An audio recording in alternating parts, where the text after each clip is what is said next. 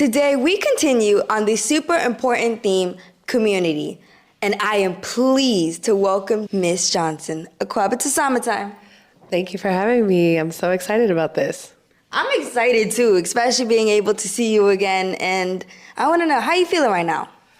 I'm feeling lovely. I'm feeling like I'm ready for anything that's coming at me. I know you're incredibly prepared, so I'm excited. Me too. Now, I always like to start at one's beginning. So what was your whole childhood like? Well, I'm originally from Los Angeles, California, by way of a Caribbean and Southern background. My mom was from Mississippi. My father was from Barbados and Antigua. My childhood was incredibly Pan-African. We were super proud to be Black. We were super proud of all the accomplishments of being the first Black people to do things. My grandfather worked on the Panama Canal. My grandmother integrated the first community in St. Louis. My father, who was 50 years older than me, was one of the second classes to attend Brooklyn Tech. So all these different firsts we were very proud of, and we were very proud to be Black. We grew up listening to jazz. It was just like the best of times, you know. At the same time, I also had a little bit of what I would describe a turbulent upbringing, dealing with issues of addiction, dealing with issues of abuse, dealing with issues of perhaps like a broken family. We were lucky enough to not be in poverty, which was not my experience, but at the same time, I grew up in Los Angeles, so it was like hyper wealthy people. So I always felt like I didn't have something, I couldn't be something, I wasn't capable of something. So when I had opportunities that I was given, I was very resilient and resourceful because I was coming off of like that chip on my shoulder. I had to make it. So that's how my childhood was, but I also think that that's how my adulthood has been. My adulthood has been something where I'm like, yo, I'm Black and I'm about to be the first person to move to Ghana and do whatever it is I have to do because I'm just resilient like that. Now let me ask you, because we're going to get into your childhood, more about your childhood in a moment, if you let me. Sure, I'd love to. All right, but... How about you? All right, that's good. Can you please say some of your aspirations that you had as a child and who nurtured that? Okay, sure. So I remember I had a crush. Oh my God, I hope you're watching. Jonathan Ketch. I had a crush on this guy who used to wear a Georgetown sweatshirt to like, I guess elementary school at the time.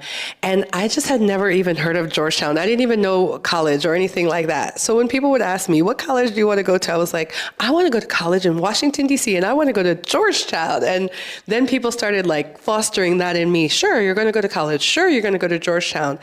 And when I started getting of age to like realize what Georgetown was really prominent for, it was in the political space. So I said, oh, I want to work in politics. And then people would get really specific with me and they'd say, what kind of politics? And then I'd have to like go and pretend like I knew what they were talking about.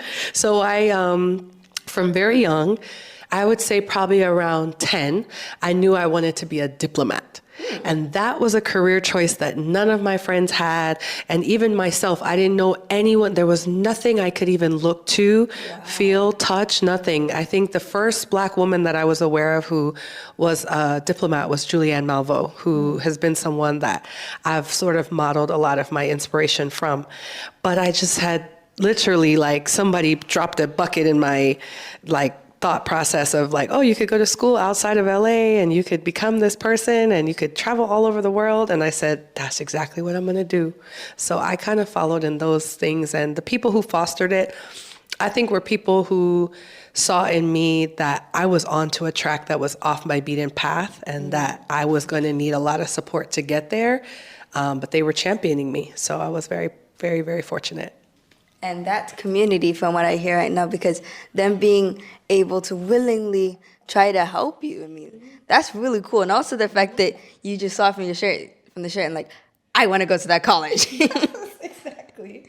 That's actually really, really different. Yeah. And that's cool. Yeah. I mean, and also I hope that people see from this shirt, Africa versus everybody. I like that you gotta come to Africa. You know, you don't know who's watching. Like I was watching someone at that very young and impressionable age and decided and ended up going, by the way, to, which I didn't say, I ended up going to American University and then studying in the we had a consortium. So I also studied at Georgetown. So that actually became my reality. I did go into politics. I did go into international development, and I did become a diplomat. So you just don't know exactly what is going to be your trajectory. It might not be linear, but I never saw myself living in Africa until all of a sudden it became an attainable goal for me. Once I think you have someone that you can model something after, you're more inclined to be brave and say, I'm going to jump out there. So if I'm that person for someone else, maybe someone like you, or if you and I are that person for someone who's watching, come to Africa is where it's at. Yes, definitely. Definitely. Now, what are some of the most difficult times in your life, and how did you overcome it?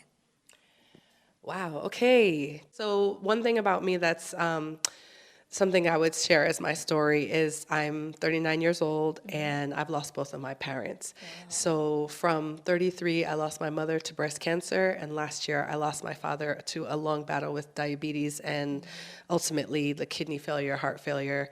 So that's, I think, the two things that have been the most difficult for me to overcome.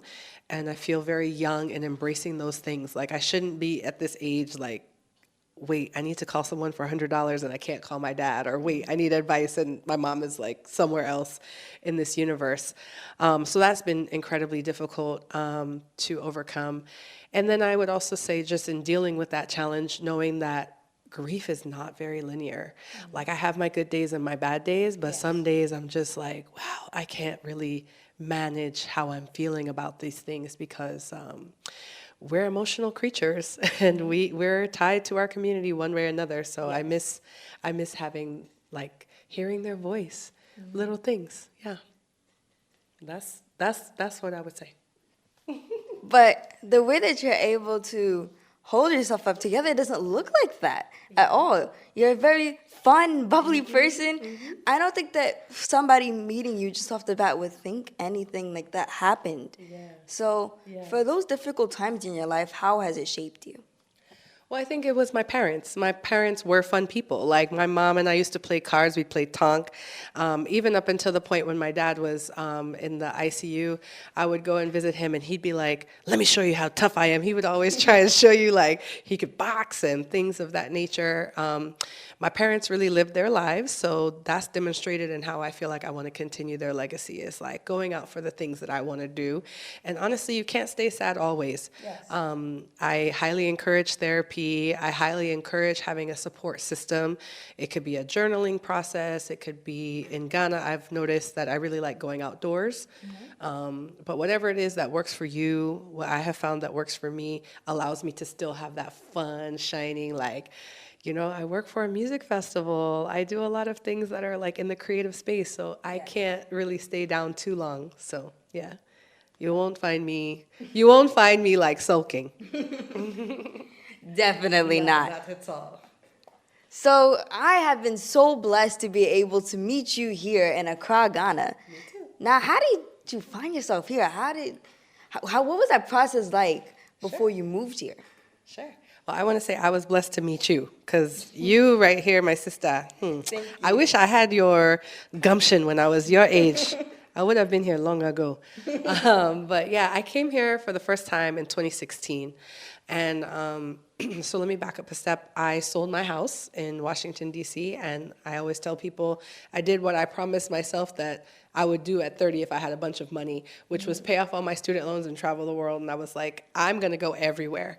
And so I went to Costa Rica, I went to Iceland, I went to Thailand, I went to all these different places that were sort of on my bucket list. And I had intentionally saved what I felt was the best for last. So I read a book by Baratunde Thurston called How to Be Black. It's one of my favorite books.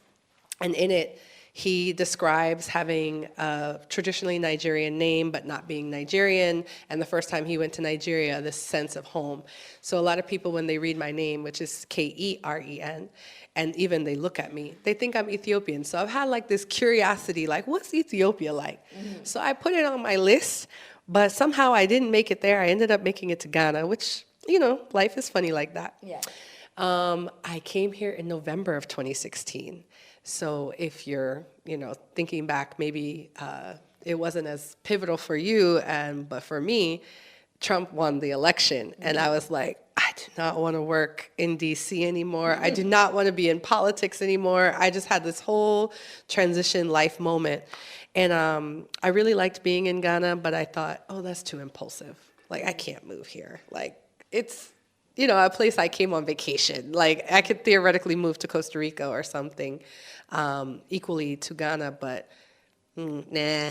But I could not get Ghana off of my mind, Samara. I could not get Ghana off of my mind. I would dream about Ghana. I would come back to Ghana. In that course of time between 2016 and when I moved, I came back 7 times, each time longer. And I would get back on the plane and think, what am I going back to? Like, in my mind, I was just like, there's nothing that I'm really going back for except my cat. And I think I can get my cat here. So once that was done, that logistically worked out for me. I moved here in September of 2020, and I've been here ever since. That's dope. Yeah. Now, the cat was very important for you. The cat was critical. The cat, I was like, non-negotiable. The cat has to come. So the cat is here. When did you get your cat? My cat is 13 years old. Wow. My cat has been with me to like 5 different cities, outlasted every boyfriend, so. Wow. Yeah.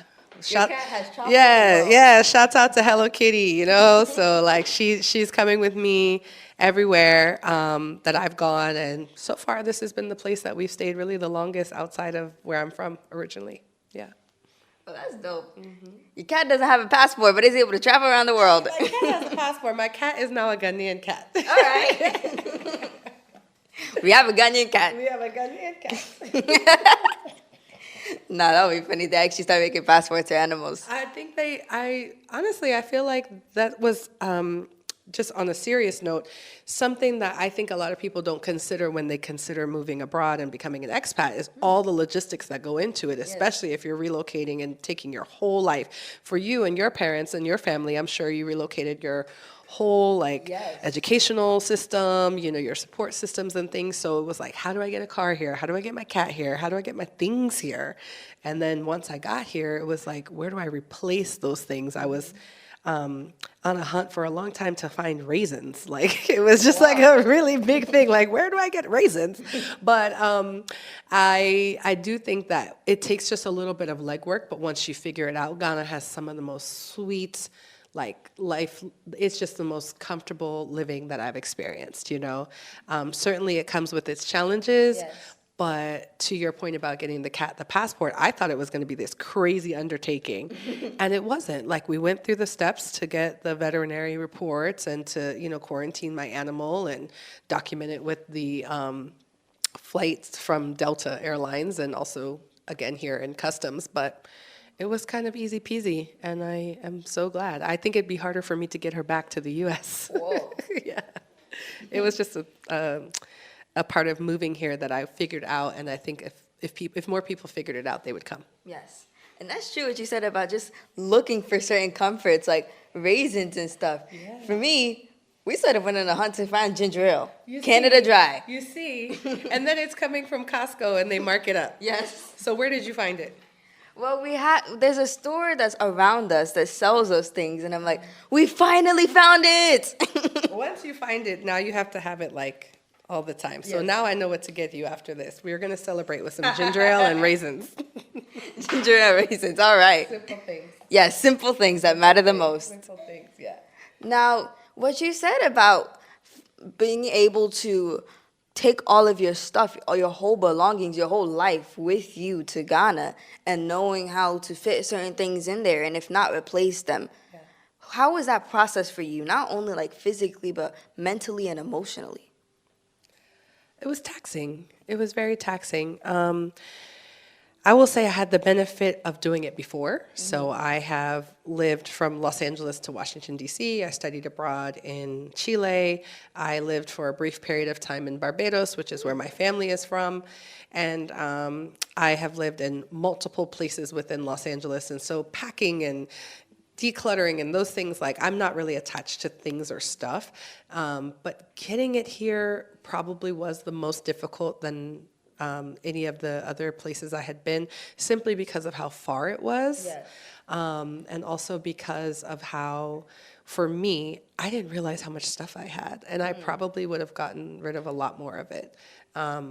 I think we, unfortunately, in our narrative, even me, I had to come through a miseducation process of thinking like, oh, it's not going to be the same quality when I get to Africa, you know? And it's like, actually, it's Dove soap, and it's Dove soap, and it's Dove soap. It's equally Dove soap, you know? It's like, it's Canada Dry ginger ale. It's probably from Costco, Canada Dry.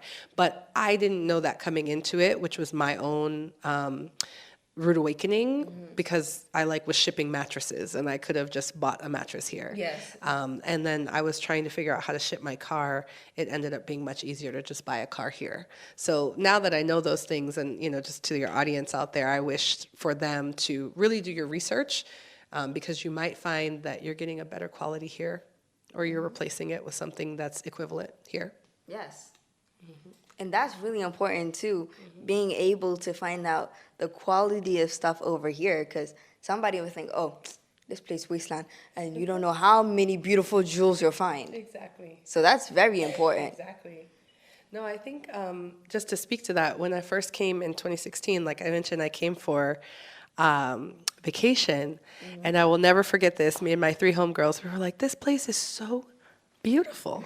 I mean, stunningly, gorgeously, naturally, from the buildings in Accra to outside when you get to the Volta region and the lakes, to going up to the waterfalls, to the, the lush, people call it the bush, but to me it's like a lush rainforest and natural life. And I just could not get over how beautiful it was. And I was like, I don't even know what I was trying to take with me. Like, once I realized that I wasn't going to replicate my life from the West, I was going to create a new life in Ghana, it allowed me to see that there was beauty all around me the whole time. So that's something that I really, really cherish, that I've learned over the 3 years. Yes. Now, for you being able to live here, what were some of the challenges that you faced, and how were you able to overcome it? This guy, because I know there's a lot of wahala. There's a lot of wahala, my sister. So I would say, I was very lucky, and I'm still very lucky, that I have found wonderful housing options, but that search was quite extensive. It took me a long time to find the area that I felt safe coming out here with no family and just no orientation of where is a good area. And then I pay top-notch, my rent is very expensive and in dollars, and I think that was a surprise to me, because I was thinking that, maybe I would come out here and it would be a little bit more affordable of a lifestyle. I was actually shocked that the price tag was pretty similar in sticker price to Los Angeles. Yeah, it's quite the same. In terms of my biggest challenge, I would honestly say language, which is crazy, because I feel like I speak to so many people and we speak in English to each other, but I'm never really sure if we're having the same comprehension, and I'm yet to learn any of the local languages. I am working on it, but sometimes I'm like, wait, did they understand what I asked for? Did I understand what they're offering me? It can be a little bit of a disconnect sometimes, and that feels kind of extreme, coming from a place like Chile where I speak Spanish fluently, or in Barbados where I understand our local dialect. So here I'm like, what are they saying? And what are they thinking that I'm saying is really the most important thing. Yes. What do they think I'm saying? Yes, yeah. Because even though you speak English, there can be a whole language barrier.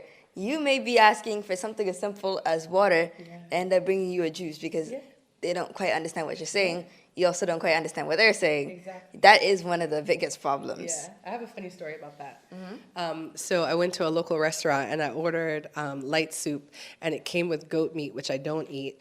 And then so I was asking, hey, can you make the soup and just make it with vegetables? And the lady was like, yes, we can make it just with vegetables. I said, yes, that's exactly what I want. The soup, the way it is, take the goat out and make the vegetables in, maybe some carrots, maybe some potatoes, something small. So I was sure my baby girl got my order right. And she came out and she had that soup broth and some coleslaw. And I was like, what is this? And she was like, soup and vegetables. And I was like, hey, would you eat this? And then she was like, no, but I wouldn't eat it without the goat anyway. The way she looked at me, where she was like, I don't know why you didn't want the goat. And I was like, and I don't know why you thought I meant coleslaw. But you could just tell that in that she was very much so feeling a little bit embarrassed about it. And I was like, please don't feel bad. Like this is not life or death issue. I will eat it, you know. And also not only that, but like you're right. Like I did order this, so you know, I kind of a little bit spazzed out later and went to KFC. I'm not gonna lie, I ate way more KFC than I should. It's really good here in Ghana, but that situation, those things that happen more frequently, and when you're hangry, you can't help it. Like you're a little bit like, girl, I did not ask for this, but I did ask for that. Yeah. Oh, sorry. Yeah, I guess we have to be a little specific because you could be asking, like, let's say if you want. I have a funny story from one of my teachers. He would say he went to go at this place, and they said, okay, we have a sweet chicken with the honey. Yeah, they didn't mention honey, though. They said sweet chicken and normal chicken. He's like, of course, chicken is sweet. It's lovely. Bring me the sweet chicken. He got the sweet chicken and it has honey on it. He's like, what is this? What is this? But you know what? It's sweet chicken. That's what he got. Yes. Sweet chicken. So therefore, you got a language barrier. You do. Always have a Snickers on you. That's where the raisins come in, Samara. That's where the raisins come in. Now, many people don't know that there's a beautiful team of women running behind AfroFuture to make sure that it runs efficient. Now, how did that whole story begin for you? I love this question. Thank you for asking. Wow. So I am very lucky to be a part of the team for AfroFuture for the last few years. And that all came about in Los Angeles, actually, on a lucky whim. I will say that the women of AfroFuture inspire me daily. I am honestly like humbled that I'm even in the counts of among them because they are so impressive, so creative, so assertive, so wonderfully just like equipped to handle anything and everything that has been thrown at us, we've done. We work very well with the leadership, the three founders and co-founders who are all male, but we just balance each other out. Like we really balance each other out. So for me, I met Ms. Tiffany Bender Abdullah, who is married to one of our co-founder's brothers and also is best friends with our co-founder. I met her in Los Angeles. We struck up a conversation. In about 2019, she hit me up and she said, hey, if you're in Ghana, I need a volunteer. And like, I got you on a t-shirt and a ticket, but if you can come, like come to the office and see if you can get in where you fit in. And I was more than excited to do it. That was the year that we had the Full Circle Festival, and you saw a lot of people showing attention for the Beyond the Year of Return. Yes. So I was very just excited to be in that opportunity. I volunteered, and I blinked, and the next thing you know, I was like, welcome to the team. Wow. So it was a labor of love. I mean, obviously they had been doing this for years prior, but in terms of getting that family spirit right, getting the mechanics right, it's a very small team. At that time, it was even smaller. So now I think people would be surprised to know that we're like core team of like about 30, and most of us are actually women who are in the leadership roles, working with men and our counterparts in the leadership role. It's been a joy. It's been that's how I met you, you know? That's like exactly how we got to connect with one another. But I work on the press and credential side and programming side. And I think it's really important people know that it's beyond just a festival, that what we do is we're doing all kinds of philanthropy, we're doing all kinds of programming, we're doing things in engaging the diaspora, we're making sure that people come and don't just party and leave. We want them to have investment, we want them to be residents, we want them to understand that this is a place that you can call your second home. And if the entry point is our festival, then we've done our job. Yes. 41,000 people would agree. Yes, that's true. Yeah. Because even when, after the whole festival, I was like so intrigued because it wasn't just about the festival, like you said, it's also about giving back, which we did do, I think it was like January 2nd, I believe, the give back. Yeah. And then me and my mom and my grandmother were volunteers for the tech, and I was like, now this is cool, I get to give back. That's so dope. Yeah, so every year, actually, that's been one of the things that our other aspect of the future, AfroFuture, is AfroFuture Foundation. It's run by Miss Gifty Boache, who's also Miss Ghana. She's taken her platform from day one individually and as well as part of the team, to make sure that she's elevating and empowering women and girls, knowing that some of the opportunities that we're afforded, maybe they're not afforded, and also knowing that the resources that we bring for the festival into Ghana, just in that timing, it's boosting billions of dollars for the local economy. It's doing a lot for training. It's doing a lot for just the exposure. So from very long time, Ms. Boache has been responsible for our Afrochella feeds, which is now turned into our Afro Future Foundation. We provide thousands of meals. We provide shoes. We provide training. This year was the first year that we provided some DJ master classes as well as some tech master classes. We partnered with Google and Super Smash Bros. Then the foundation itself does a lot of work with UNICEF. I mean, people would be very surprised to know what we're doing to make sure that on January 2nd, which is well after the December festival, we're still creating an impact and having some positive volunteers around with the local community. Yes, and that's amazing. Now, me having my first experience for AfroFuture was amazing and very exciting for me. But I also got to learn that I keep on running to this constant word, community. Now, what does community mean to you? Community means like we're all Black people. We're all in the sauce together. We're all going to rise or fall based on whether or not we work together collectively. I think community also has this meaning of where do you belong? And I think that for most Black people, we're always in this identity crisis trying to find out where we belong in the West. But the truth is, coming to a place like Ghana or coming to any place on the continent, as which I've traveled extensively on the continent, you don't have to search anymore. You have your community. Yes. Now, do you feel like people of color do not demonstrate community to each other often enough? And how can we fix that? Stop asking us for discounts. That's how we fix that. That's how we fix that. No, I don't think we demonstrated enough. To be fair, I think you have to call a spade if you want something to improve. You have to acknowledge it and then change that behavior. I think that one of the things that we don't do is look at the most vulnerable people within our community and the least of us being helped out by the best of us. And so the way I was raised was the terminology is to whom much is given, much is expected. So if I'm doing well and my sister cannot go to school because she doesn't have pads, then it's incumbent upon me to make sure that I'm using my relationships to reach out to that Procter & Gamble, to go to that Costco, to ask my friends when they're coming, hey, can you bring an extra suitcase and have those things here?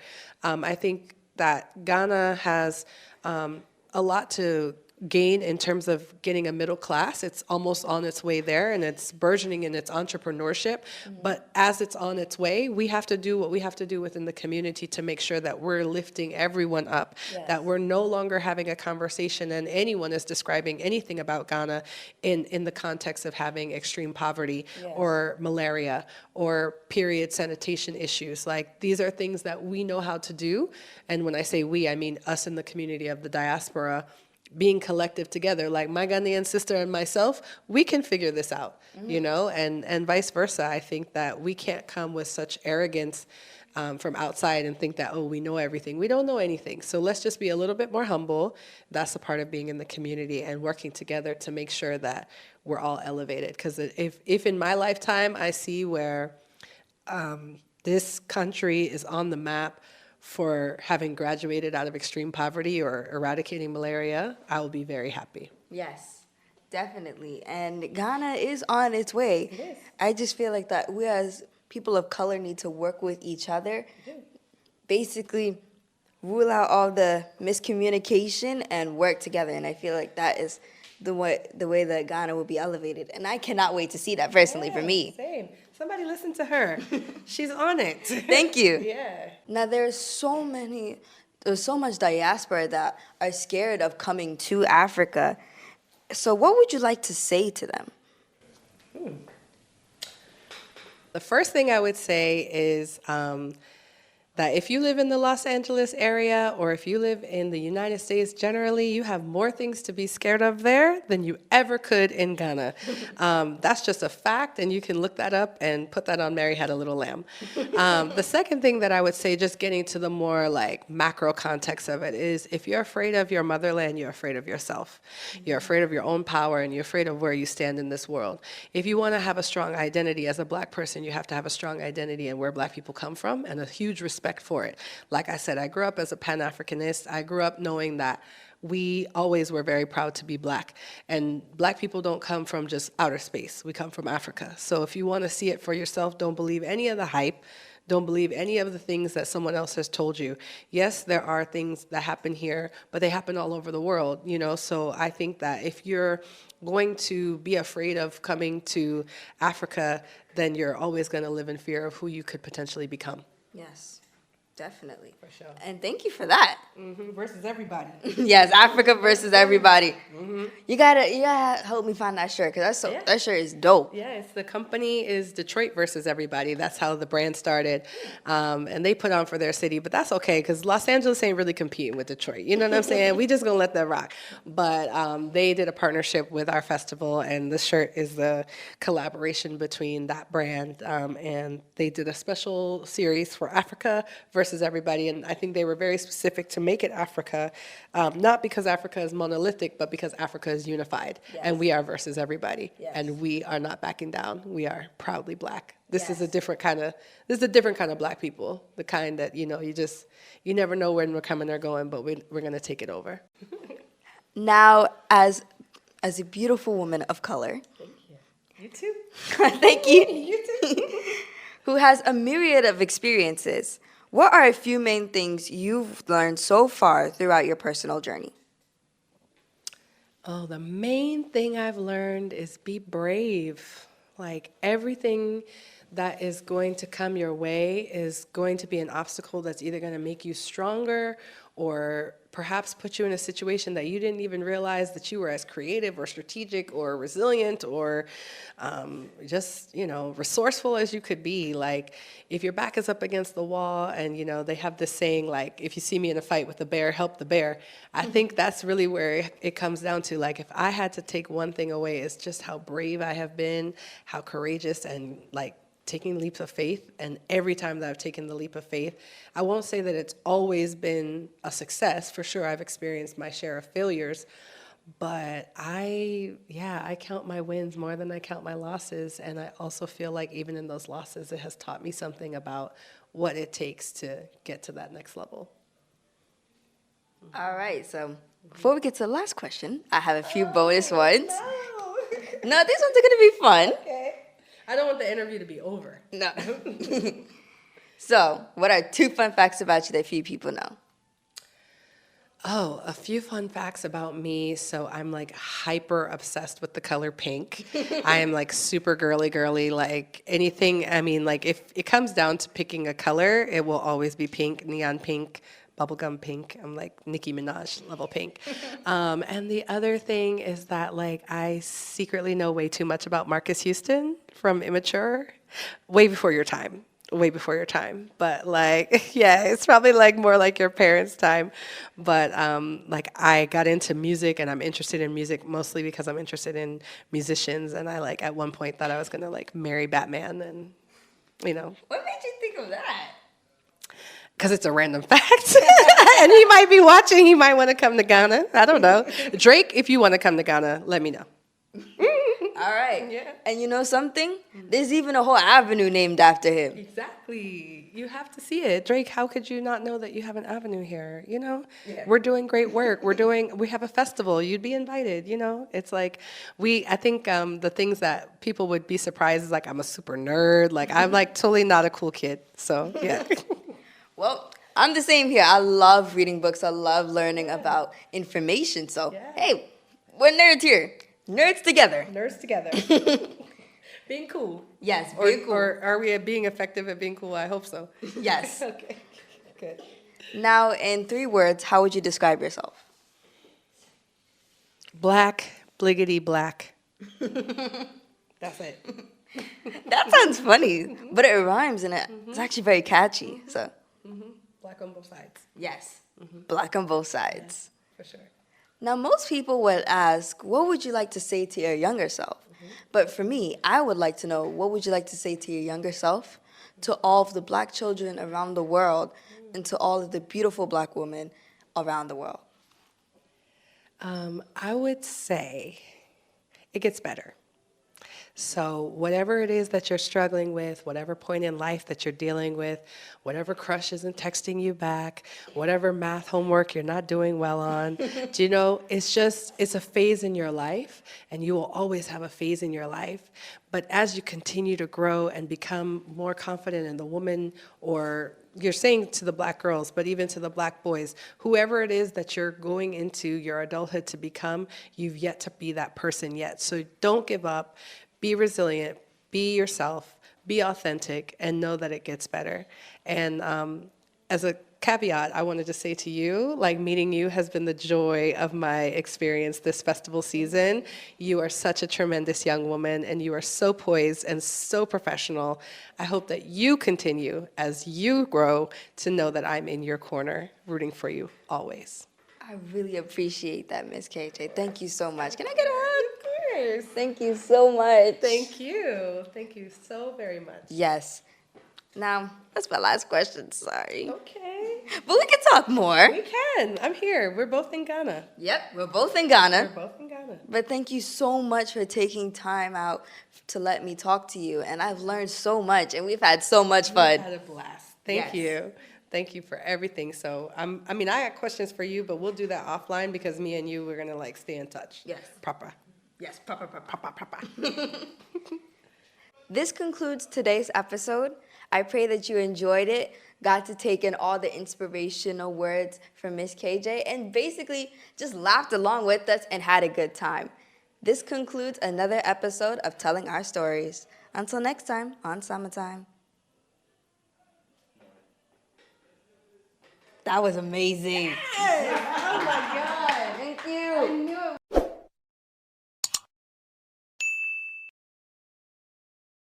There's so many diasporas that are scared of coming to Ghana. Oh, okay. Oh, wow. Didn't even realize. We have 2 questions left. This has been so fun. I didn't even realize. And then we break out in the dance. It has been fun, by the way. I'm Yes. really enjoying this. Thank you so much. This is really a great opportunity. Thank you. Yeah, thank you. I'm having a lot of fun. I'm having a lot of fun with you. We good? Yep.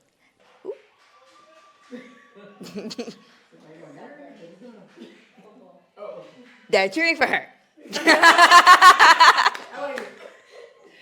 Yeah, maybe the AFCON games are on, so maybe they're cheering for their team. Yes. Yeah. Or you. Oh, both of us. Both of us. Yes. I agree.